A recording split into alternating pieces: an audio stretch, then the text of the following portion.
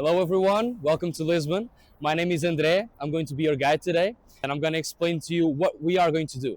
So we are going to take a few stops around the city, okay? We are going to start here at the Rossio Square. We are going to go to that side to the Fig Tree Square, then head towards the river, turn to our right, and we are going to see the big Commerce Square.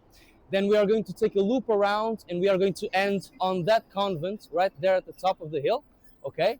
And I'm going to explain it to you along the tour why we are going to stop there. Now, a few things about me. I have a degree in tourism and a degree in theater, so I might be telling you the history of Lisbon as a story. And our story begins 3,000 years ago with the Tagus River as our main character in our story. The Tagus River has about 1,100 kilometers long, okay? It starts at the mountains of Albarracin in Spain, and then it ends right here in the area of Lisbon. So this is a perfect representation of the Iberian Peninsula, as you can see. And the mountains of Albarracin are right here. This is Lisbon, and the river does this to the Iberian Peninsula.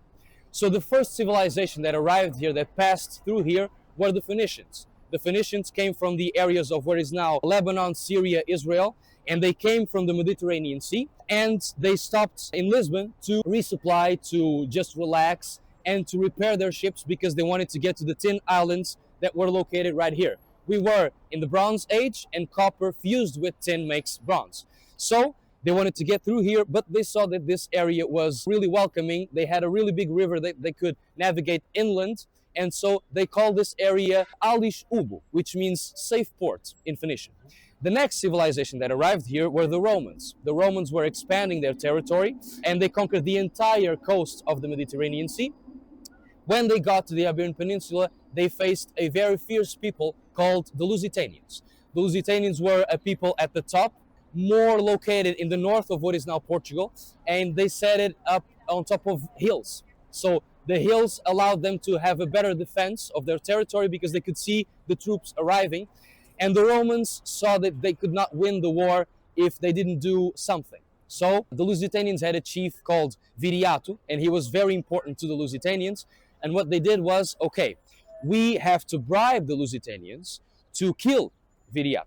And so they did that. The Lusitanians told the Roman army where Viriato was at that time, and they killed him while he was sleeping. And so they gained the upper hand in the war. They called the Lusitanians because it was either the name of the lover or the son of the god of wine, Baku or Dionysus. And he was called Luso, so Luso, Lusitanians. The Romans got to this area, got to the area of Portugal and to the Iberian Peninsula, and started to reshape the entire landscape of the Iberian Peninsula. So they built housing, they built some colosseums, some small colosseums, small Roman theaters, and they also built this entire square. Do you have any idea what this was made for? Any wild guesses? What do you mean, made for? It's made for. So why did they build this entire square? To do what in it? Some military. Okay, military. Yeah, I don't know. Okay, so this square was actually a hippodrome where they held chariot racing. So can you imagine chariots going around this entire square facing each other, and they could see it from that area right there, that area right there, and both sides. And so that's why the square has a rectangular shape and not a square shape, okay? What can we see around us now? On the floor, you see these pavings that also almost resemble some waves, right? So these pavings actually kind of evoke the Tagus River, once again, because it is a lengthy square and it has waves going north-south, and also evokes the ocean during the time of the discoveries. Also, if we look at this big statue right here, we are going to see that this is the statue of Peter IV. Peter IV was the first liberal king of Portugal, and he is also Peter I of Brazil, because he was the first emperor of the Free Brazil. If we look up in his right hand, he is holding the Constitution. It was the first Portuguese constitution of a liberal monarchy, and on his left hand, he is holding the scepter, symbolizing that he was an emperor, the emperor of the Free Brazil. Going top to bottom, we can see that at the top of the column, we have what it resembles a type of architecture from the Corinthian period, the last period of architecture from the Romans. We have some floral elements, some leaves on the column. Then going down, we have the four figures of fame with wings, and these four big statues represent the virtues that were attributed to the king. So we have justice, we have prudence, we have moderation, and then we also have fortitude. Those coats of arms around the pedestal of the statue represent the 16 coats of arms of the 16 major cities in Portugal, Lisbon being the one on the right over there with the boats and the two crows. The boat and the two crows is the symbol of the city of Lisbon, and I'm going to explain it to you a little bit more along the tour. Okay? Yeah, but it was built when Brazil was a Portuguese colony, right? So Brazil was a Portuguese colony, and then in the early 1800s, it was freed from the Portuguese Empire. Yeah. And so that king was responsible for that emancipation or independence, Yeah. and he was the first emperor of the free Brazil. So he was Oh. the first ruler of a free Brazil Okay. from the This Portuguese was also Empire. built after Brazil was freed. Or, Exactly, Okay. exactly. So as you can see, you have those dates right there. Yeah. They represent some marks in the life of Peter IV Yeah. and Peter I. They are the same person. And this statue was built after the Brazil, the free Brazil. Okay. If we look at that side, we can see that big building that almost resembles some sort of a Roman construction, and that is our National Theatre. The National Theatre was built in the 19th century because during that time there was an urge to create national identity. And so in terms of culture, in terms of politics, in terms of economics, we needed to stand out from the rest of the world, and we needed to be proud to be Portuguese. And so we needed a place where we could assert and show our culture. And so that's why the National Theatre was born. There was also a movement to preserve our past, and that's why we paved the floors. These floors were only paved in the 19th century. They were ordered to pave by a general that was outposted in St. George Castle, that we are going to see next on our next stop. And it was to evoke the national characteristics of the Portuguese people. So we see the ocean, the river. We are going to see some mermaids as well, some caravels as well from the time of the discoveries. We are going to see some patterns that resemble the Roman patterns that we used in vases, in architecture as well, in paintings. And the National Theatre was another example of that past preservation. Now, a quick curiosity, the National Theatre, is original name and his official name is Mary II Theatre. And Mary II was the daughter of Peter IV, and she had 14 names. Me being someone that remembers things that are worth nothing, I remember the 14 by memory. So she was called Maria da Glória, Joana, Carlota, Leopoldina, da Cruz, Francisca, Xavier, de Paula, Isidoro, Micaela, Gabriela, Rafaela, Gonzaga. 14 names given by grandparents, by godfathers, godmothers, and by the parents as well. That's a lot of names. A lot of names. Okay, so we are going to head to our next stop. Yeah. Okay, and just be careful while crossing the street because the cars might not stop even if it's green for us. Okay, let's go. Good to know. So on the other side of the sidewalk, we are going to have a really nice look over the symbol that I was telling you about, the boat and the two crows that is paved on the floor. So if you want, you can check it out, and then I'm going to tell you where you can find it again along the tour. Okay? I have a question about the theater. Yes. When was it built? Was So it the- built the after theater- the square itself? Or The theater was, yes, so the square is, the area of the square is of Roman origin. And the theater, before, it was the headquarters of the Inquisition in the 16th century, Uh-huh. 16th and 17th century. And then it was turned into the National Theater because the building was already there, and Oh, he I see. suffered some renovations. Okay, I see. So if you look at the floor, you have the symbol, the boat, and the two crows.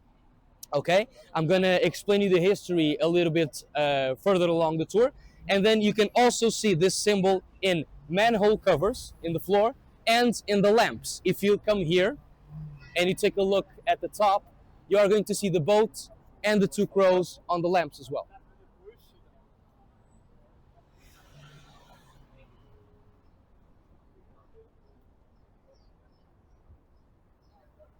After the Romans came the barbaric invasions. So the Roman Empire of the West was falling because of poor management, because of crisis of faith, because of the Catholicism, and because it was weakened. And so the barbaric invasion started to happen from people and civilizations from the north of Europe, and they started to come down. So the Vandals, the Alans, the Suebi, and the Visigoths were the most important, especially in the Iberian Peninsula, the Suebi and the Visigoths. And with that confusion, the Moors took advantage and got to the Iberian Peninsula. The Moors came from the north of Africa, and so they arrived in the 8th century, and they started to see that this was a really nice place for agriculture, and they had a lot of different techniques for agriculture, so they started to implement them in the territory. They also had a systemic navigation system, so they had objects that would allow them to read the stars and navigate across the seas. And so they used that in their advantage, and they started to proliferate in our territory. Also, they left a lot of culture in terms of words and in terms of science. So they got us the number 0, the algorithm 0, and they also got us a lot of different words that begin with AL. So our language originates from the Latin, the Roman Latin, but we have a lot of words that begin with AL, like Algarve and Alentejo, which are on the south of Portugal. We also have Alfama, which is one of the oldest neighborhoods in Lisbon, where the Moors used to live. We also have Almada, which is the city on the other side of the river, and we have our very own almoço, which is our lunch. So we still use these words daily, and they are still a part of our culture. The Moors remained in Lisbon up until the 12th century, when the Crusades started to happen. So the Crusades were sponsored by the Pope, and the Pope wanted to expel the infidels, at that time the Moors, from the territory to the north of Africa once again. One of those crusaders was called Henry. Henry came from France and was helping the King of Castile, because at that time Spain was divided into many kingdoms. So we had Castile, we had Leon, Navarra, Aragon, then we had Catalonia, and Granada still stayed one territory that had a lot of Moorish influence. And it is still a territory with a lot of Moorish influence in Spain. And so Henry came to help the King of Castile, and they won the battles against the Moors. They expelled them further south, and the King of Castile gave Henry a small territory in the north of Portugal that was the Portugal county. And so that's why Portugal had the name that it has today, Portugal. And so Henry started to expand the territory with the help of his son Afonso Henriques, that became the first king of Portugal, and they expanded it until Santarém, which is a city north of Lisbon. When they got to Santarém, they saw that Lisbon still had a very big Moorish presence, and it was a strategic city. So they created a siege around Lisbon, but the Moors kept resupplying from the other side of the river, from Almada. And so they had to reinforce their army and reinforce their siege, and they were able to defeat the Moors and expel them further south. That's why we have Alentejo and Algarve still. They had a really big Moorish presence until very later in history. Now, in the 13th century, Portugal closed its borders, and it remained with the same size that it has today. So Lisbon is the second oldest capital in the world, just after Athens. So it has a really long history, and for me to give you 800 years of history in 2 hours and a half, it's very short, but I'm gonna try it. Now, we are going to go towards that statue right now and talk about what happened in the 14th century, okay? Let's go. Did I understand you correctly? The Henry was initially French, but he Yes. became the king and was also start of So Portugal? Henry was initially a French crusader, Yeah. and he only was given the county of Portugal. Afonso Henriques was the real king of Portugal, because he made it his mission to become a kingdom and not just a county of Castile. So he was the one that gained the independence and that asserted a kingdom with the King of Castile. So Afonso Henriques was the first one. Henry was just the one that was given the county of Portugal. Now we reach the statue of John the First. Who was John the First? Well, in the 14th century, Portugal and Europe in general suffered a pandemic, the Bubonic plague. And so the Bubonic plague decimated a lot of the population of Europe. And the last king of the first dynasty of Portugal, which was Ferdinand I, had only one daughter. She was married to the King of Castile, and that was no good for the independence of Portugal.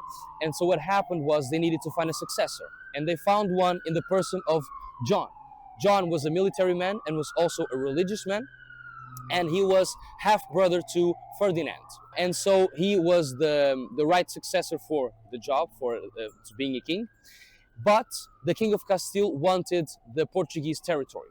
So there was a series of battles that ensued, and one of the most important battles was the Battle of Aljubarrota, which is a city north of Lisbon, more or less northwest of Lisbon.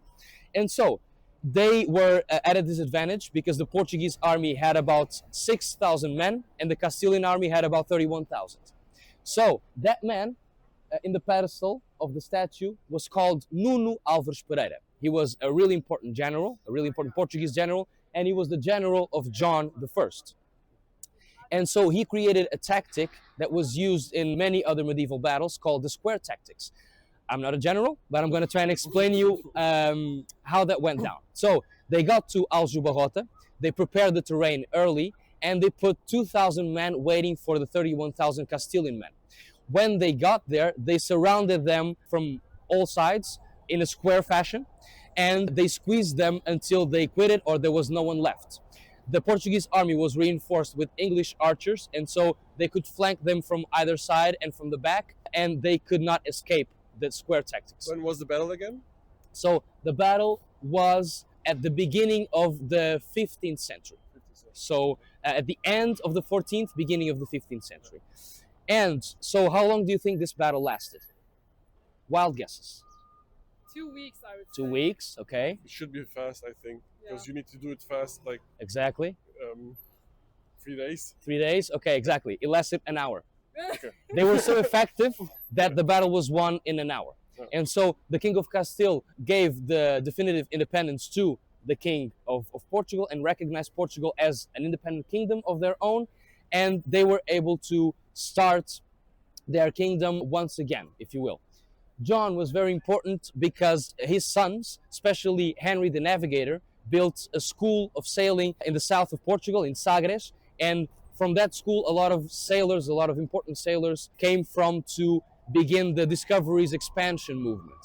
And so they were in a country that suffered an epidemic, that suffered a crisis of succession, that suffered war, that suffered famine, so they needed to search for resources elsewhere.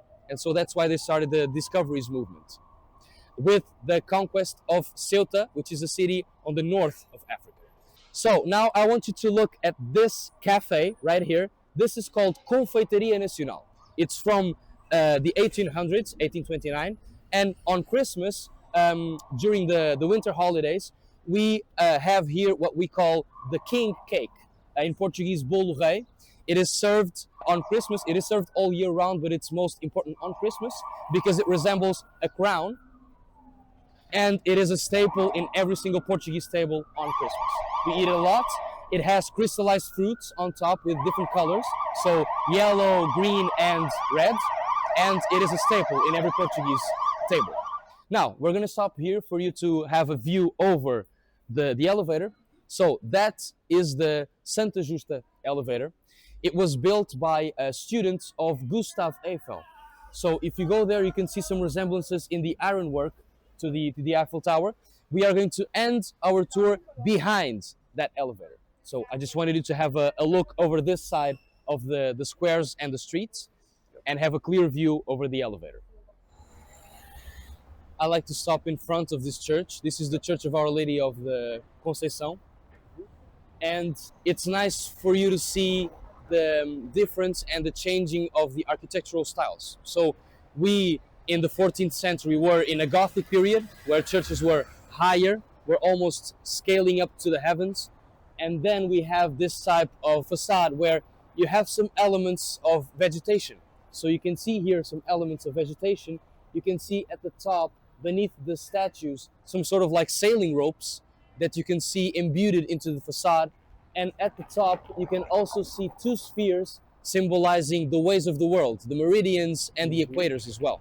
And so that ties into an architectural style that was implemented by the King Manuel I, the king that I'm going to tell you about right now. And it's nice to see the difference between the history that we were talking about and then entering a different period entirely with the discoveries. So we're going to stop right here. Yep. And we're going to talk about the beginning of the discoveries. So we are at the beginning of the 15th century. We just conquered Ceuta in 1415, if I'm not mistaken. And then the expansion and the globalization movement that was the discoveries started to happen. So we started to conquer the coasts of Africa, then went to other places like India, and then went to the Americas, the South America and North America as well. And what happened was we started to see some products that we've never seen before, like coffee, like sugar, like tea, like chocolate, like potatoes, tomatoes, onions. And so those products came and were stored in this area right here, where it was always also like a field where they would farm these products and then sell them to the people that passed through. So were the docks nearby here? exactly. So this is the onions field. It's called the onions field because of that. And the water almost reached that road right there. So the water of the river was much closer to us than it is now. And so it was an advantage because they could get the products to here and then store it in an area where there were warehouses in this area right here. Okay. Now, if you look at the square and we look at the buildings, you can see that there is a facade that stands out, right? So this facade is the facade of the House of Spikes, in Portuguese, Casa dos Bicos. It is the headquarters right now of the Saramago Foundation, José Saramago Foundation.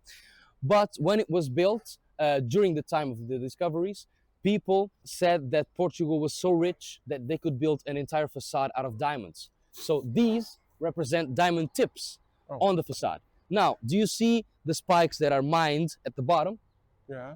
Legend says that people actually thought there were diamonds inside of the diamond tips. So they started to mine them to see if they could find any diamonds. Evidently not, because otherwise we wouldn't have any spikes left. But it's still a bit of a legend in the city. Now, as I said, this is the headquarters of the José Saramago Foundation. He was a very important Portuguese writer. He won the Nobel Prize for Literature in 1998, and he had a lot of works published and a lot of books. And one of them was adapted to a movie in Hollywood called Blindness. It is about a dystopian city where everyone is blind, a dystopian society. So how do you navigate through that? Then he also wrote a very important book and famous book here in Portugal called The Convent Memorial. In Portuguese, we would say Memorial do Convento. It talks about the construction of a convent in Mafra, which is a city north of Lisbon as well, and talks about a priest that wanted to build a device that would enable him to fly. Spoilers, it did not end well, but that is a testament to the man that José Saramago was. So he was from the rural side of Portugal, in the south of Portugal, and he wanted to build something with his fantasies, with his ideas, but he was a humble man. So he always thought that nothing that he would write would grant him a godlike status or something like a celebrity status. And so he wanted to be cremated and wanted his ashes to be spread on the floor to make nature blossom from it. And here you have the resting place of José Saramago. This tree was imported from the south of Portugal, from the rural area. This is an olive tree. They are very, very important and very common in the south of Portugal because of the olive oil and the olives. And his ashes were spread right here. That's why you have the circle around the tree and not in any other tree, because that is the resting place of José Saramago. You have his name over there. You have the year he was born, 1922. The year he died, 2010.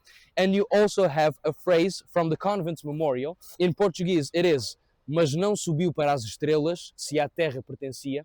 In English, a translation might be, he did not rise to the stars because he belonged to the earth. So that is like a sum up of his essence as a man. Yeah.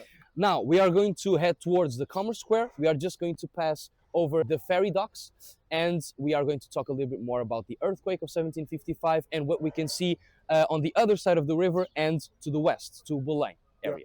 Yeah. Okay? Perfect.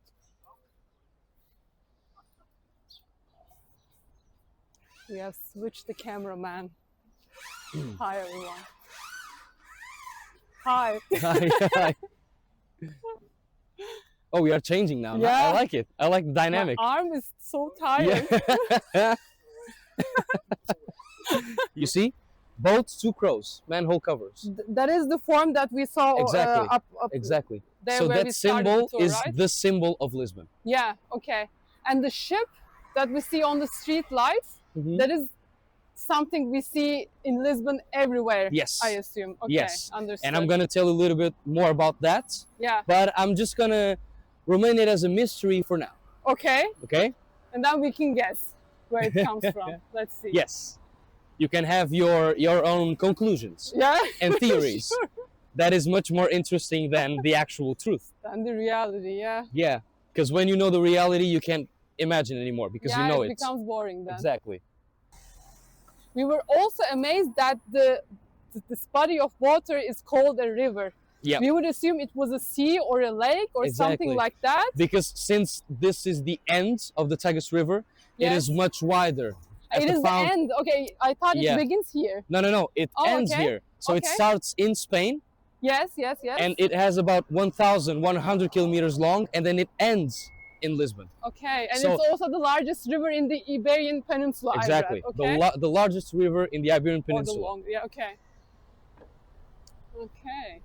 And now, as you can see, we have San Francisco and Rio de Janeiro. So the world is really small, really small. This bridge is actually the 25th of April bridge. It was built or ordered to build by the dictator at that Okay. time, called Salazar.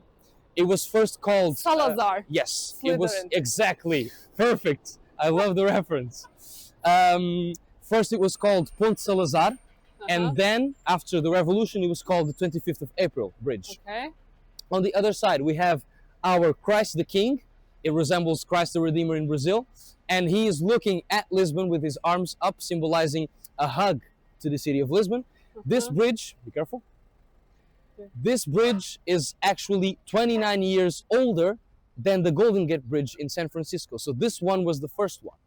And was the Golden Gate Bridge inspired by Exactly. this one, It was or is from the this same, coincidence? same architects. Same architects. Same so this, architects. Yes. Okay. So this was one of the first prototypes of this type of bridge. And then Oh, you wow. have the Golden Gate Bridge that is a little bit bigger, and it only has some differences in the support. Okay. That's the only Crazy. significant difference. Okay. Same architect, you said. Yes, Okay. same Just like architect. the Eiffel Tower and the Yeah. So Elevador. Okay. if it's not the same person, it is an inspiration from those people. Okay. Okay.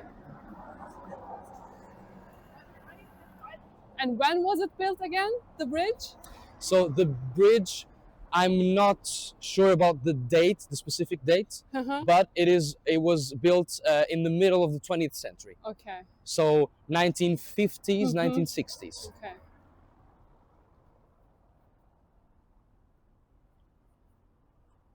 It's crazy how warm it became suddenly. Yes. When the sun is out, it really is out.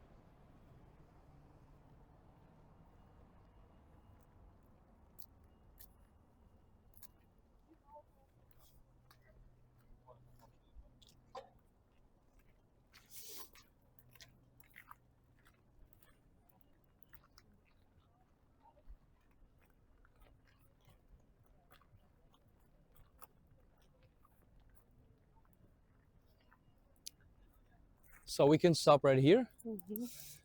Over here we have the Commerce Square. So the Commerce Square was a place where people would gather.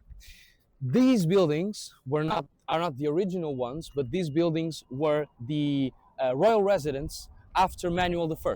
So Manuel I brought the royal family from the castle to the big square of the Commerce Square. Mhm. Now, it was also called Terreiro do Paço. Mhm. It kind of means royal atrium because this was the Okay. royal residence. So the royal atrium was this entire square. Okay. Now, I'm going to tell you a little bit more about what happened during the earthquake of 1755, and I'm going to try and put you in the shoes of the people that lived through the earthquake. So it was November 1st, 1755.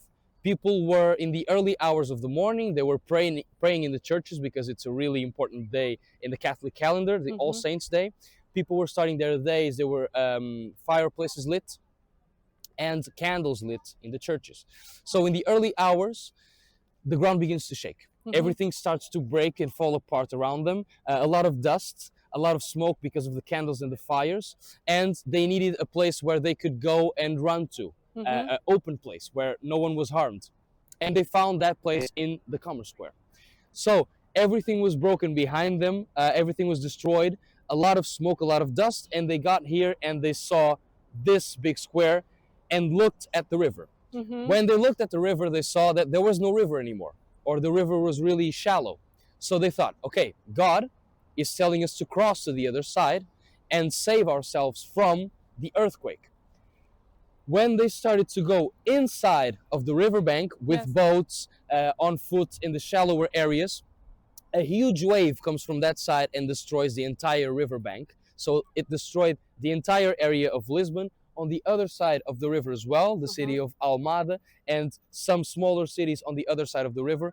And after the tsunami that reached almost to Rossio, so as you can see, the sheer amount of mass of water that came through where here, we started our tour. where we started our tour. Wow, okay. And after that, because the tsunami destroyed some more buildings, there were some fires that started to spread. So everything was on fire, everything was destroyed. We had water and mud, people dead on the street. What do you think this reminds you of? What image does this give you? If you're a Christian. Fire, everything destroyed. Like hell? That's the living image of hell. Yeah. So people thought that this was a punishment from God. God is telling us that we are being bad Christians. We are not doing what we are supposed to as Christians. And so they sent an earthquake and a tsunami to destroy the entire riverbank, destroy the entire capital of our country for us to start again. Just to give you an idea of the magnitude of the earthquake, normally a normal earthquake lasts about 15 to 30 seconds. Yeah. Okay. This one was magnitude 9 and lasted 9 minutes. Oh, wow. So it was shaking for a lot of time, and so 10,000 buildings were destroyed, a lot of palaces, a lot of churches, a lot of people died, and so it was a catastrophe, and people thought it was God. But the neighborhoods of Alfama and the neighborhoods of Moraria that were higher and had Moors and Jews living there were not affected. So that theory didn't really make sense, because they would be the first ones to be punished if it was indeed God. So the Enlightenment ideas started to seep into Portugal. The Enlightenment is a way of thinking that says that God is not the answer for everything. Man is able to build entire structures and invent things with their minds, and God is not the answer for those things, but the will of the man. Yep. And so in that idea and in that spirit, the Marquis of Pombal arrived to Lisbon. He is the man depicted on the pedestal right there in bronze, only his face, and he was the man that was responsible for rebuilding the entire city of Lisbon. He rebuilt the city in 5 main pillars, but he famously said, let's bury the dead and take care of the living. So he buried a lot of people in common graves. He threw a lot of people, a lot of bodies to the Tagus River with weight so they would sink. It might seem cruel, but it was a way to not spread diseases, which was a very big problem at that time because of sanitation. And so he did that and no diseases were spread. After that, he started to level the terrain, making Lisbon a little bit higher than it was before the earthquake. And so he introduced the sewage system in the city, and he also introduced the cage system in buildings. The cage system was a system comprised with horizontal and vertical wooden beams with a cross in the middle for stability, and then on top of big wooden stakes that would go deep underground, and with the water of the river they would inflate and they would become more steady and strong. And so if an earthquake happens, the buildings would oscillate and would not break apart with the impact. He also made right now. Exactly. He also made buildings 4 stories high because the streets would be wider, and the buildings were 4 stories because even if an earthquake happened, the buildings would collapse, but people could have some space to run from the Okay. earthquake, okay? Okay. So the buildings were not that high, so they wouldn't break apart on top of people that much. Yeah. And they were only 4 stories high because the city was standardized. So the streets were parallel and perpendicular. The buildings were more or less the same height. And the 4 stories at the top were for housing. If you see that building right there at the bottom, you have 4 stories, and then you have the ground floor. Yeah. And that is because the 4 stories at the top were for housing, and the lower floors was to reboot the commerce in the city. Yes. So yes. people could open their stores again and would start to reboot the commerce in the city. He also introduced street lighting to Lisbon because streets should be able to be navigated at night. People would be able to cross streets at night. And so you have these lamps that were introduced during the time after the earthquake. They have been modernized since. But you have 8-sided lamps. You also have 6-sided lamps and 4-sided lamps. The 8-sided ones are for big squares, like this one. Okay. The 6-sided ones are for important streets, like big streets. And the 4-sided ones are for secondary streets or narrower streets. Cool. You also have the boat and the 2 crows in every single one of the downtown lamps, especially. We also have the big arch over there that symbolizes the victory of Lisbon facing the earthquake and the tsunami that ensued. So from top to bottom, we have glory crowning genius on the left and valor on the right. Then those 6 figures in stone are, from left to right, the Tagus River, that is represented by a mantle symbolizing that he is one of the biggest rivers, the biggest river in the Iberian Peninsula. We also have Viriato, the man that gave Portugal our Lusitanian heritage. We also have Vasco da Gama, the navigator that discovered the sea route to India from the south of Africa. We have the Marquis of Pombal, the man responsible for rebuilding the entire city. We also have Nuno Alves Pereira, the famous general that helped John I to conquer the battles against the Castilian army. And we have the Douro River on the right. We can see it is the Douro River because he is holding some grapes, symbolizing the wine of the Douro region. Okay. Now, I can spend maybe an hour and a half talking just about this statue. I'm not going to do so, but I'm going to give you some details. We are going to go over to that side so you can see the statue from the front. Yeah. Okay, and I'm going to explain you a little bit more about the details of the statue. Okay, sounds good.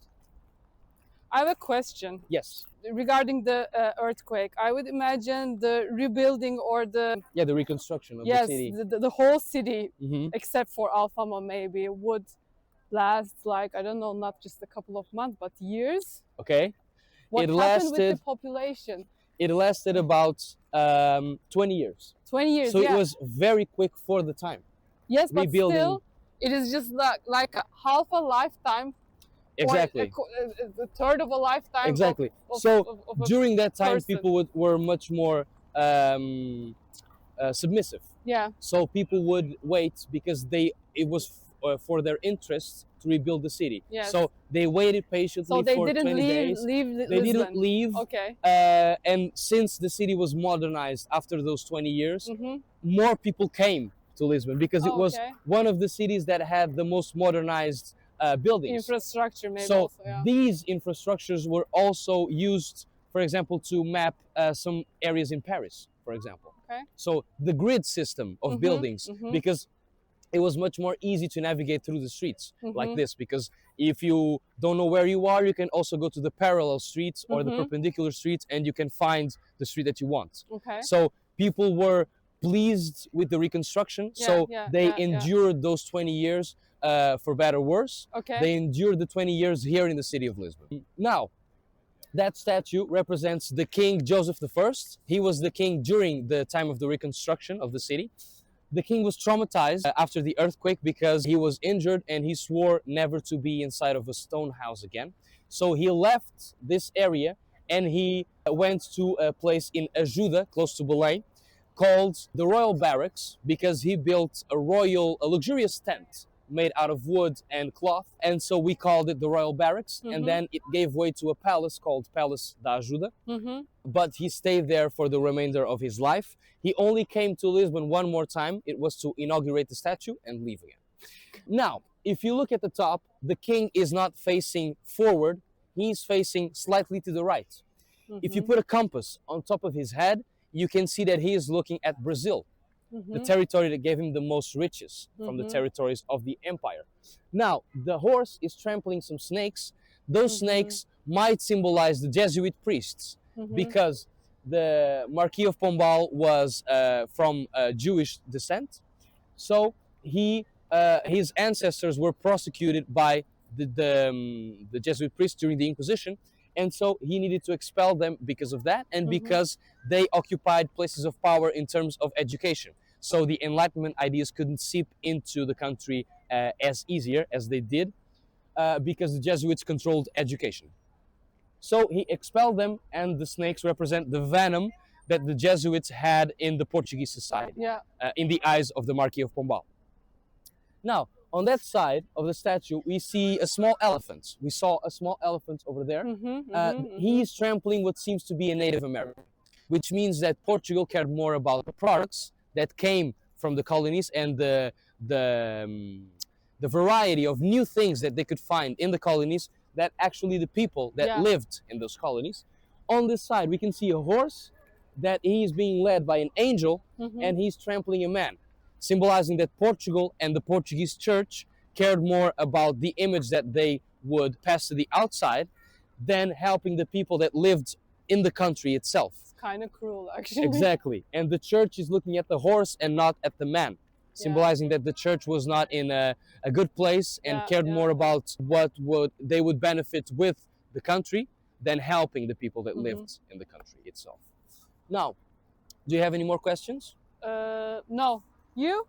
Any more questions? Okay, let's go to our next stop. Okay. And you said there were a lot of Jews or people from different religions living in Alfama before the earthquake. Yeah, so what happened with them? Jews lived more in Moraria, and Moors lived more in Alfama. So Moraria, it was sort of like a merging of the two. So Alfama became more, the other way around, Alfama became more of a Jew neighborhood, Moraria became more of a Moor neighborhood. Okay. But now, still they were able to keep their homes, because I would imagine if... Yeah, they were more like ghettos in Lisbon. Okay. So that was their area. And no one wanted to take those I mean, they wanted to, but they also, they were an important part of society, because they brought money to the territory. Okay. What happened was they started to be prosecuted during the Inquisition. So if they weren't converted to Christianism, they would be prosecuted and would be burnt in the fires. Yeah. And so sometimes they pretended to be Christian and pretended to eat chorizo, you know? But chorizo has pork. And so what they did was they invented another type of chorizo that is called alheira. So instead of having pork meat, it had chicken meat or some sort of bird meat. And so they would pass by Christians because they would have the meat hanging outside, and they could disguise themselves as Christians or as new Christians. And so that was a way to keep the Inquisition away from them. And they also invented another dish, so it's amazing. But then it was also visionary of them to build the city in a more modern way, because they could have just built the same thing, or the same, or used the same architecture that they had before the earthquake. But they used that for their advantage. Yes, definitely. To modernize the city, to get some ideas that were sort of rumoring in Europe. And also the Marquis of Pombal was the first one, or was a big figure, important figure in terms of the seismology. So the sciences that study the seisms and the earthquakes, because he made an inquiry in a lot of people that lost their family members, lost their homes, just to have data to compare if another earthquake happened. So that was all documented. This big earthquake was all documented at the time, which was very, very ahead of its time, let's say. Now, we reached the Municipal Square. This square is the square where we have our city council, We have a pillory right here at the center of the square. This pillory, as in many cities and in many European cities, for example, during medieval times, was used for trials, was used for the mayor to speak to the city. And so this was a focal point and a central point in the city itself. As the city was widened, it lost a little bit of its importance, but it's still a big square in front of the city hall where the mayor could communicate to the people of Lisbon. So it was the first mean of communicating with the population before communications and all of that actually happened more in the 19th, 20th century. Now, what can I tell you about us losing the monarchy and entering the Republican era of Portugal? So, in the end of the 19th century, so 891, there was an ultimatum from England to Portugal because they wanted to expand some of their territories in Africa, because they were dividing Africa into different countries. And Portugal yielded to that ultimatum because he didn't want to enter a war with England. And so the population was very displeased with that because they saw that our monarchy was very weak. And actually, since Portugal was also in a constitutional monarchy because of Peter IV, that stayed until the end of the kingdom, we were in a dictatorship because our, I guess you can call it prime minister now, enacted a law that allowed people to be deported if they were against monarchy. And so that didn't really go well with the people of Lisbon and the people of Portugal. And so a lot of different parties and a lot of different groups started to emerge that were against the monarchy and were supporting the republic, a free regime, if you will, an elected regime. And so King Charles in 1908 was going through this street with his chariot. He was coming back from a hunting trip on the south of Portugal. And when he got to the Commerce Square, he was shot by members of the Freemasonry and Carbonari, which were two factions that supported the Republic. And he was killed instantly. His older son, Luís Filipe, was also killed. And his youngest son, Manuel II, only ruled for 2 more years until the implementation of the Republic. The first 16 years of the Republic were very difficult because in 16 years we had about 45 governments, some of them lasting 1 to 3 days. So it was very, very unstable. In 1926, we had a military coup just to bring some stability to our ruling, and we entered a military dictatorship. And in 1932, the first elected government after that period appeared, and the Ministry of Finance was António Salazar. So in 1933, he became the president of the council, which is our prime minister now, and he instaured a dictatorship that went from 1933 to 1974. So 40-year-old dictatorship, one of the longest dictatorships in Europe, and it reshaped the entire mentality and the entire way of living of Portugal. Now, if we look at the top of our city council, you can see that you have the boat and the 2 crows. I'm going to explain you the history of the boat and the 2 crows. So, a lot of people think that the patron saint of Lisbon is Saint Anthony. Actually, the patron saint of Lisbon is Saint Vincent. Saint Vincent was a man that was alive during the Roman Empire of the West, so in the 4th century, after Christ, and he was a man that was Catholic and endured a lot of torture from the Romans. I'm not going to say what type of torture because it's very graphical, but one of the last ones was he was already deceased, and his body was thrown to the crows for them to eat him, but the crows looked at his body and did not eat him. So legend says that they started to guard the body. And so the people that were devoted to Saint Vincent were called the Crows. Now, 700 years after, with Afonso Henriques, the first king of Portugal in the 12th century, he was devoted to Saint Vincent because he was a man that endured a lot of torture and remained true to his ideals. And he did not know where the relics of his body were. So pieces of his bone, pieces of his hair, something that was left from him. 2 monks that from the order of Saint Vincent in Zaragoza, because Saint Vincent was from Zaragoza in Spain nowadays, they knew where the remainders of his body were, so they got the relics and they came by boat from Zaragoza to Lisbon. They passed through a canal in a street that we are going to pass right now, and they got the relics to the church of Santa Justa. That church no longer exists, but it was where the elevator is right now. So they came by boat from Zaragoza across the river, entering Lisbon through a canal and going to leave the relics in the church of Santa Justa.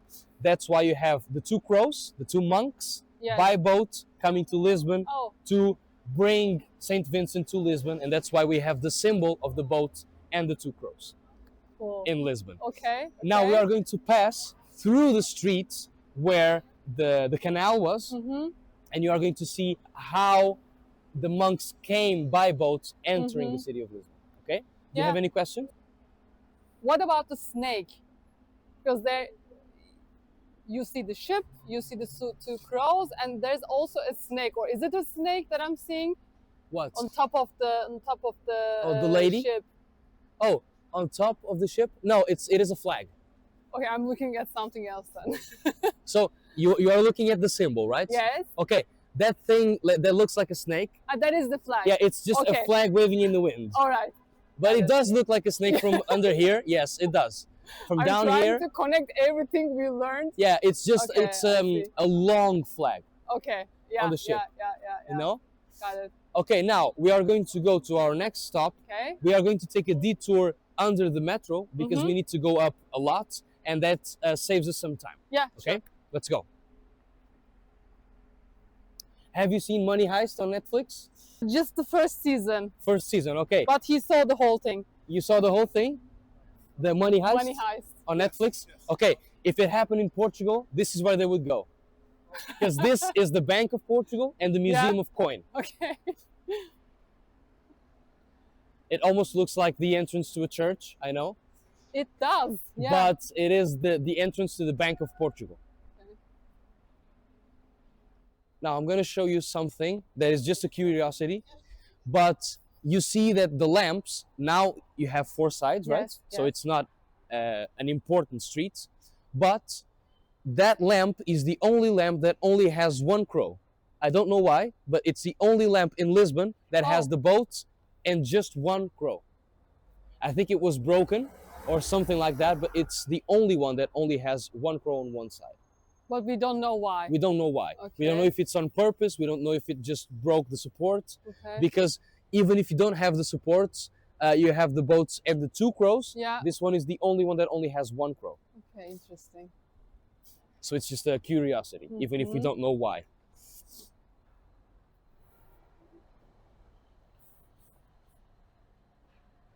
You're touching the Bank of Portugal. I hope it will bring some luck. Yes, me and too. money.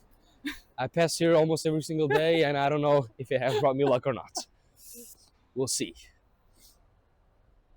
So we are now going to enter the street where the canal was, Mm-hmm. that they went by boats.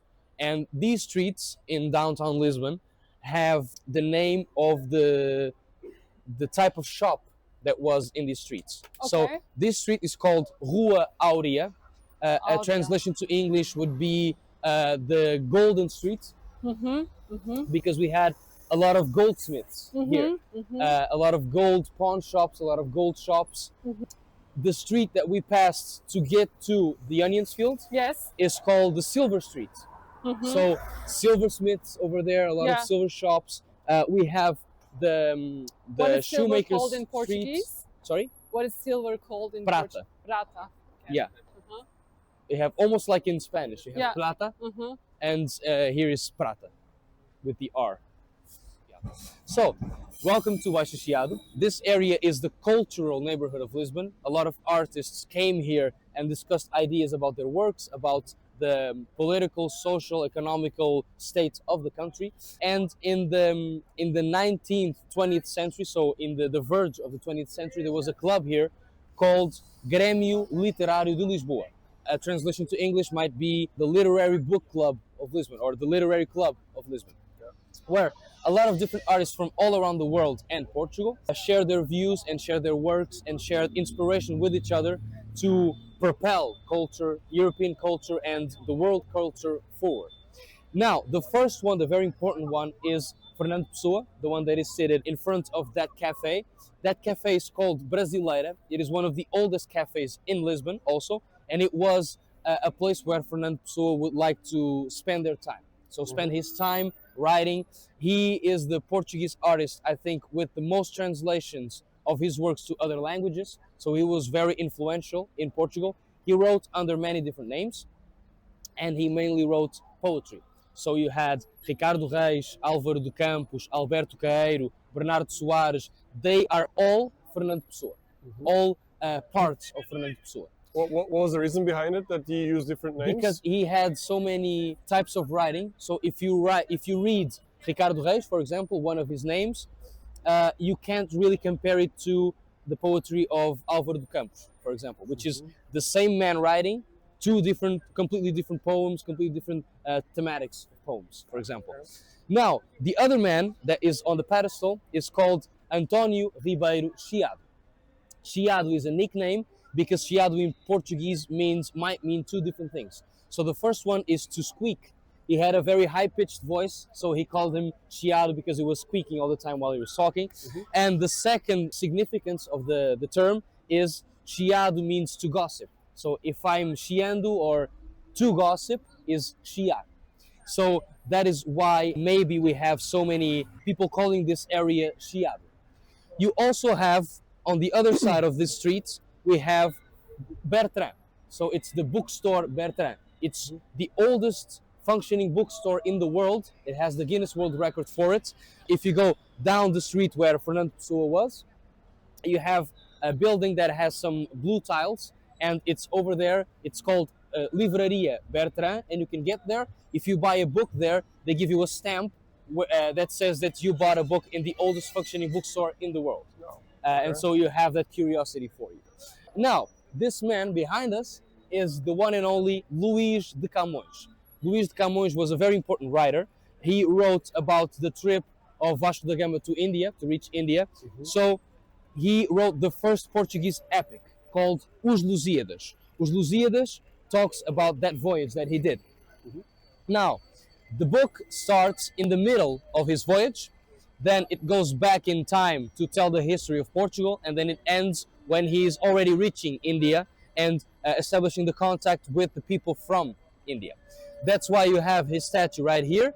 On the pedestal, you have a lot of different men that were either scientists, either mathematicians, either navigators from that time period. And you also have the olive branches, symbolizing that he was a man that used classic mythology in his works. You also have a representation of the book behind the statue. We are going to see it when we reach that side to go to Bairro Alto.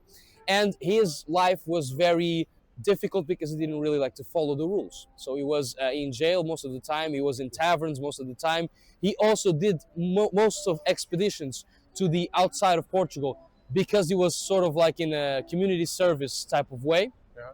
And on those trips, he gathered a lot of information that allowed him to write the epic, the Portuguese epic. He died in poverty, but he shares the date of his birth with Portugal. So the day of Portugal is the day of Camões, Portugal, and the Portuguese communities on the 10th of June. Now, on the floor, you can see, if we get a little bit closer to the statue, we have a mermaid over here, and we also have a caravel. These boats were the first ones introduced to sail the seas of the discoveries, and the mermaids represent the mythology of the sea and the sea creatures that inhabit the sea at that time, the unknown. So that's how they established and they brought that mythology and those elements into the past of Portugal. Okay? Do you have any questions? So he was a sailor and a writer at the same time? And No, he was just a writer, but he took advantage of those expeditions that he went to do the community service and to be a part of the expedition because they needed men. He had some knowledge of sailing, but he was mainly a writer. Okay. He was mainly a writer.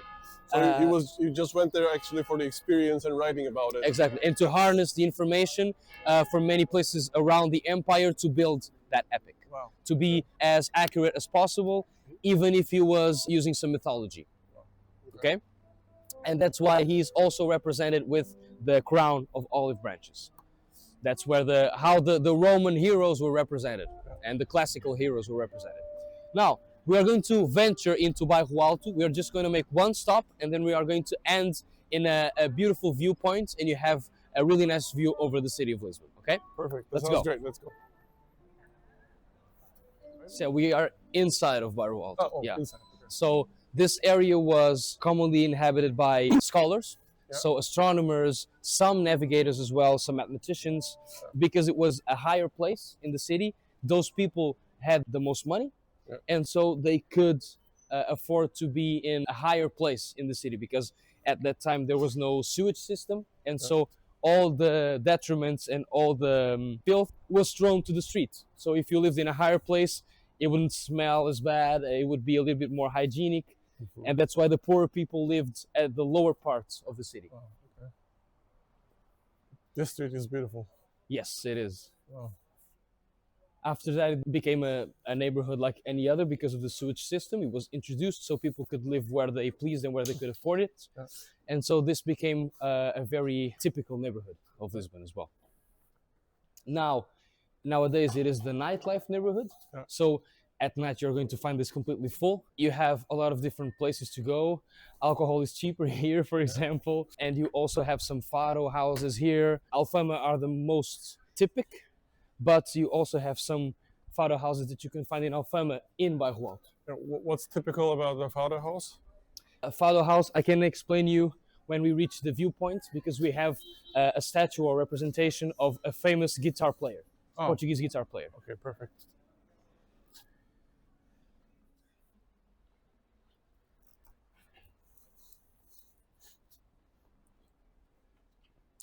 So now we are going to stop right here, closer to the cars, okay? Yeah.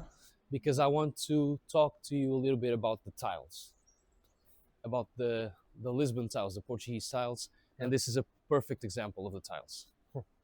A lot of people think that the Portuguese call azulejo because of the color blue, and in Portuguese we say azul for blue, but actually the Arabic word for tiles is alzulaich, so it's closer to azulejo, and it means small polished stone.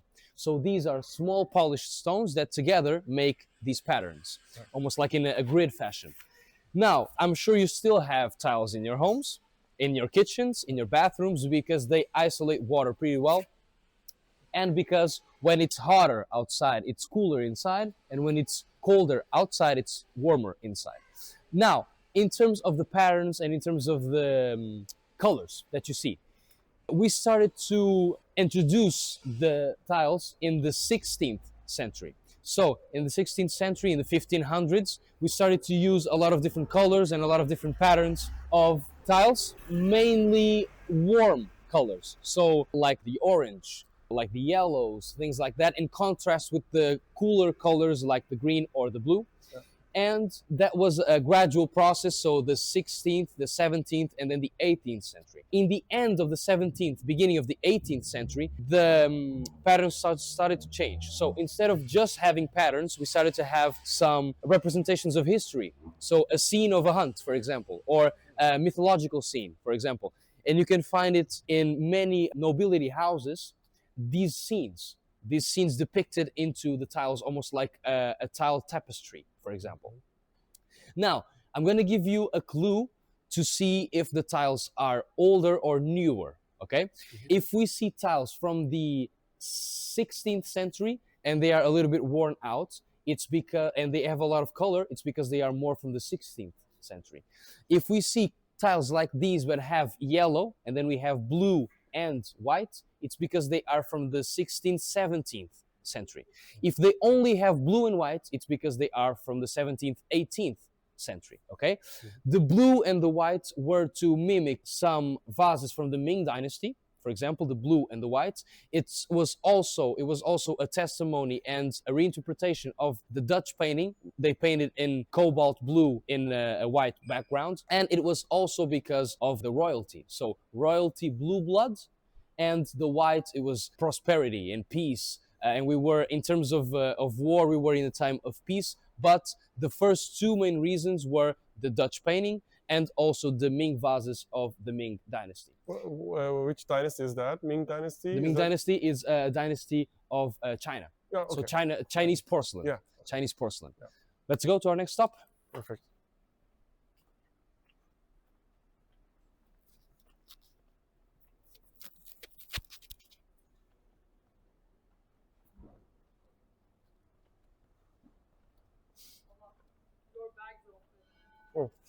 Thank you. That's not aesthetic, please, come on. Oh, you see these signs? It's Yeah. because since this is a nightlife neighborhood, but it's also a residential neighborhood, Yeah. people, after a few hours, you can't do much noise. Okay, I can imagine that it gets loud here. Yeah, it gets very loud here. Especially in summer. Yeah, Probably. especially in summer and especially from Thursday to Sunday. So if we look at these lamps, we can see that we don't have the boat and the two crows anymore, right? It's because these streets are not as important as some others, or they are not traversed by car, by transport, for example. And it's also because this was an older neighborhood and was not affected by the earthquake. Okay. So this is a more secluded neighborhood. It is some sort of a neighborhood that is not on the center of the city. And so you don't really need to put the boat and the two crows because people would not go through here. Or Okay, so the main people will not go through here. They didn't bother to change them? Exactly. But are they like really 300, 400 years old? Yeah, they right? are very old as well, but it's not like they were from a main region or a region where a lot of people would gather, for example, or would pass through. Okay. Cut! And now you have the change. So you pass from these to those. Oh, okay. And there you have the boat. Exactly. Yeah.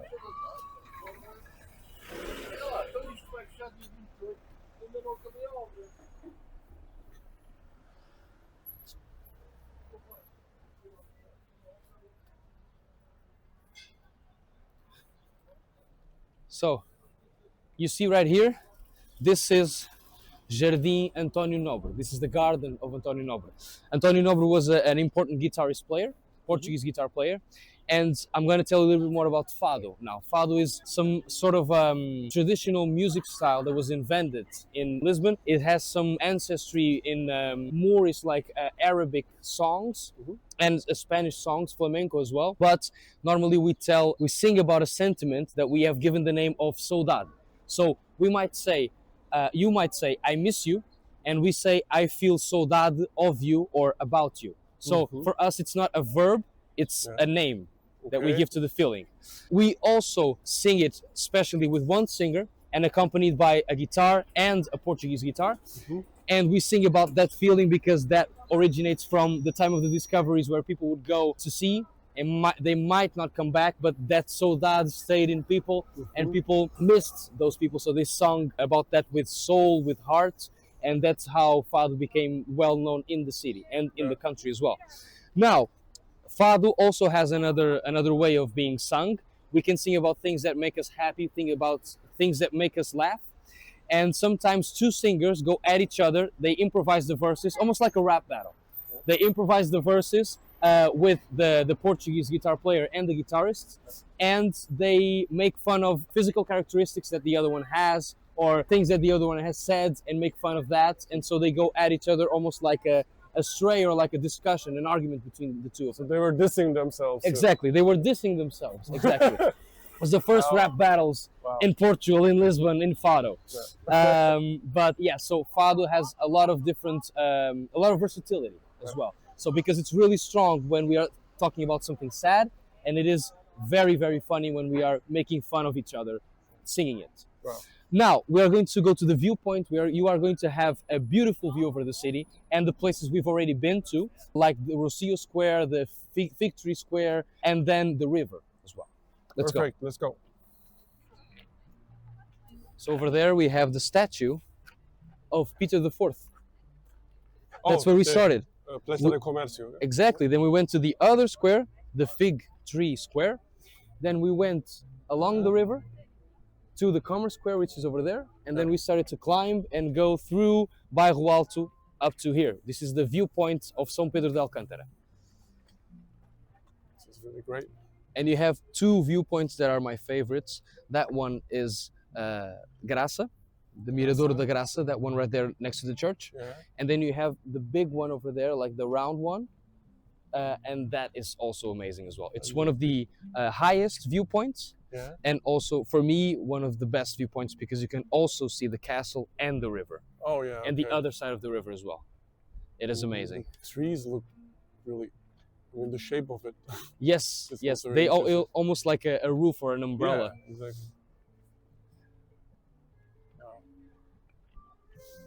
and you can see like from here where the street becomes newer and more like industrialized, or more companies start to appear like over there. You can see the buildings getting taller and being more modern. So that part is like more newer part of the city Yeah. and more Yeah. modern part of the city. So from that roundabout that I was telling you, we might find it more over to that side. You have the roundabout. To here is like the historical part of the city. To there is the newer part of Lisbon, and Okay. the outskirts of the And city. that's also maybe the residential part of Lisbon? Yeah, some residential parts. Yeah, many people don't live in the historical part of Lisbon because of the costs of the houses, but some people still live in the most typical neighborhoods of Lisbon because they have houses that were inherited, or houses that belonged to someone in their family that they knew and they bought it from them when the prices were not as high.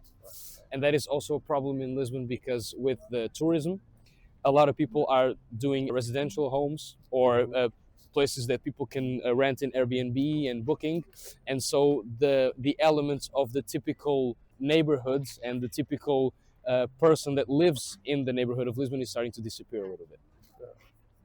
So we're gonna stop right here, quick stop, for me to tell you a little bit about the church. This is the St. Roch's Church, okay? Might not look like much from the outside, but from the inside, if you want to film it after, it has one of the richest interior decorating in any church in Lisbon. So it's really worth checking it out, okay? Yep. Now we have the statue of Saint Anthony right over there, okay? He is the patron saint of the weddings here because we have the festivities of Saint Anthony. We eat in the most iconic neighborhoods of Lisbon. We eat the sardines, we drink in the streets. The streets are colorful. There is music in the streets, and we also have the weddings of Saint Anthony. So every single year we do a parade that has the most iconic neighborhoods. They have a theme, and then they go down the main avenue, the main boulevard of Lisbon, Avenida da Liberdade, and they go down with their parade of their neighborhood. And on those days, on that holiday here in Lisbon, we also have the weddings of Saint Anthony. People that don't have money to get married, they go into the city hall, they write their names, and then the city hall selects a few of them and marries them on those festivities. So they are married with the wedding paid by the city council. When is this parade? When is this So it's holiday? the 13th of July. 13th of July, okay. So over there we have Santa Casa da Misericórdia. It is an institution that helps the poor families in Lisbon, okay? In Lisbon and in the entire country. So we have one of these in every single major city in the country. And we also have the chance games like the lottery and things like that. They hold a part of that, and then they give it to the poorer people in the country. They The help revenue they get. exactly, Okay. the revenue. Now, I'm going to show you a very small statue, and I think you are going to find it very interesting. Come with me. So this is my friend here. These statues were paid by Santa Casa de Misericórdia, and they represent some professions that are dying out. So here you see a scratch card sailor or a ticket sailor. Close to the Rossio Square and the Rossio train station, you're going to find people playing the Portuguese guitar and singing fado, and also a shoe shiner or a shoemaker, symbolizing these professions that are dying out a little bit with time and with the modernization of society as well. Okay. Now we are going to go over there to our next stop, but over here at the bottom in this small square you have a view that for me is one of the best views of Lisbon and of the castle, especially Okay. from this side of the city. Wow. Okay. I think this is Lisbon right Yes, exactly.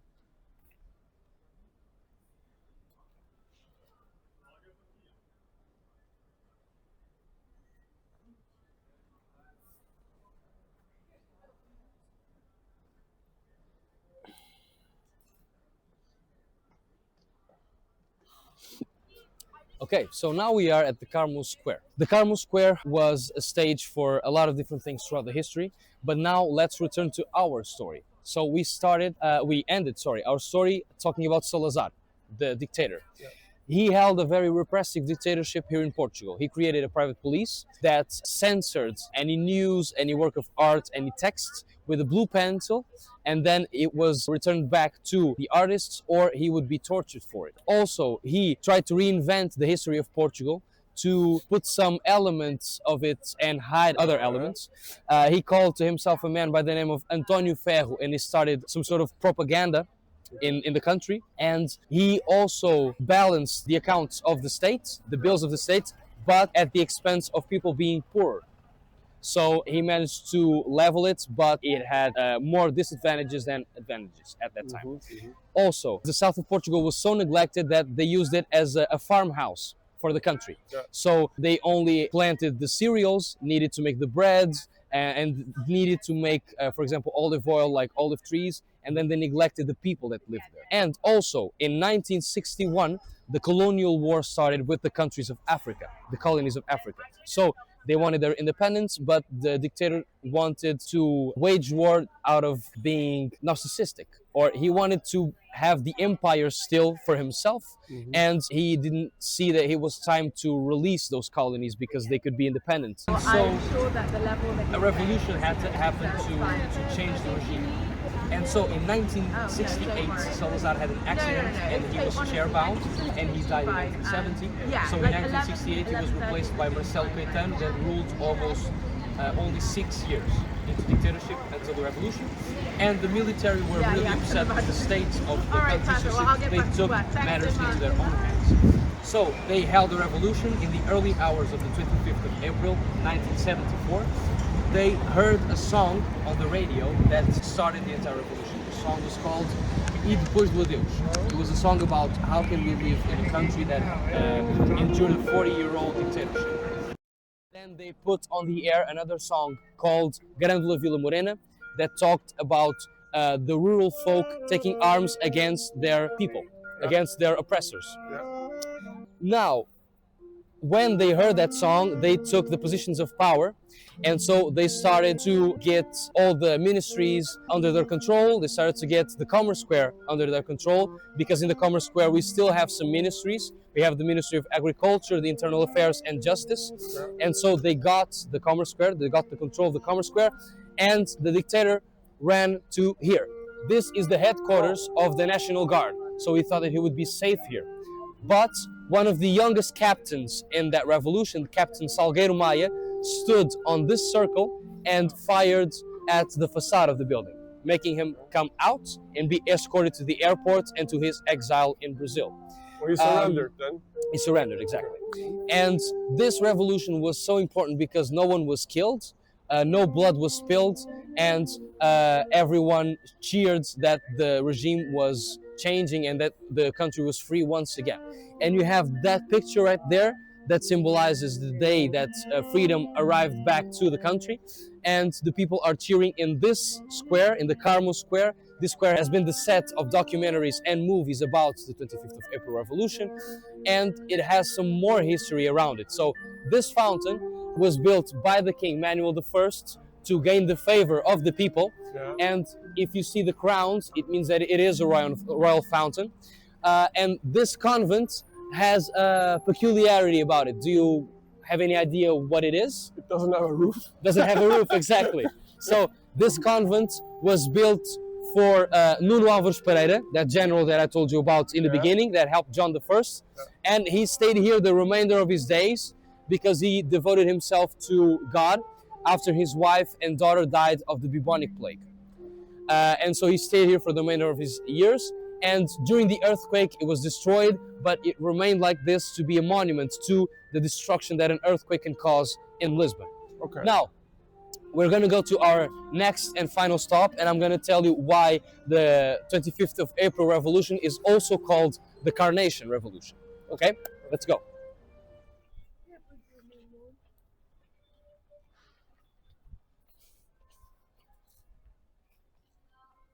So we can stand right here. I'm going to tell you about the Carnation Revolution. So do you know what a carnation is? Not really. It's a flower. Yeah. It's some sort of a flower that have some leaves that are very thin, and they are very Fragile? yeah, fragile, exactly. And so In 1974, it was the first anniversary of a restaurant in downtown Lisbon. The owner of the restaurant was opening the restaurant and bought carnations to adorn the tables of the restaurant. He asked his waiter, Celeste Caeiro, to bring the carnations, but he saw the military on the street, the soldiers in the street. And so he thought that it was not a good idea to open the restaurant on that day. And so he said, Celeste, bring the flowers to your house if you want, because we are not going to open today. She was going home and they saw some soldiers that stopped her and asked her if she had a cigarette, because they wanted to smoke. Celeste did not smoke, so she said that the only thing that she had on her were the carnations, so she gave them a carnation. And he jokingly put the carnation on the muzzle of his gun. That has become one of the strongest symbols of freedom in Portugal since then. And the only red that we saw on the streets were the carnations. So no bloods, only the red of the flowers of freedom that we had. That's why it's called the Carnation Revolution as well. Celeste died last year at the age of 91. But her legacy is going to endure generations as long as we have a free country and as long as we can have a freedom of expression and freedom of speech in a country that is very small but very beautiful at the same time.